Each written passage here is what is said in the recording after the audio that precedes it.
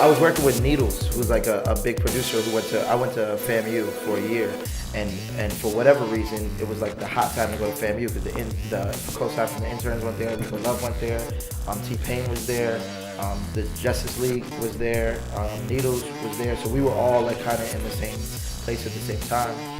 Fast forward 7 years or 11 years or how many years, Needles was in Atlanta, and he sent for the guy to come to Atlanta to work in the studio. So I met him I was just hanging out in the studio. And they were working on a sample, and they needed somebody to replay the sample, and I just happened to play keys. Nobody knew, because at that time I was like a full-fledged rapper. Yeah. I played keys, and he was like, "Yeah, you got a different style." And he was doing a lot of darker, 50 Cent, like darker sounding things. And I had a brighter, timbre to my music. So he asked me to go play some chords and then send it to him.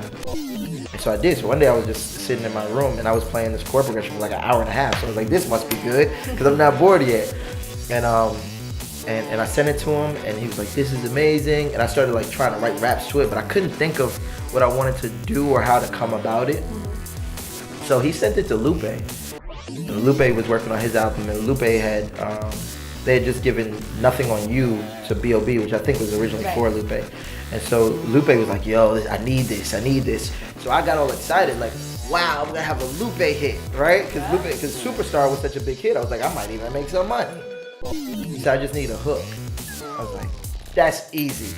Let me go find writers. So I brought a bunch of writers in, because Needles didn't really work with writers because he did a lot of hip hop. And one writer came in and wrote something that was, in my opinion, so off base of what Lupe would say that it was great. It just wasn't what he would say. And I was like, no, he would say, it's gotta be something that everybody could sing.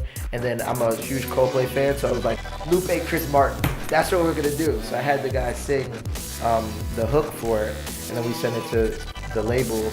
They put Bruno on it, because at the time Bruno sang Nothing on You, he sang Billionaire, so he was the hook singer. Nobody knew him as a solo artist.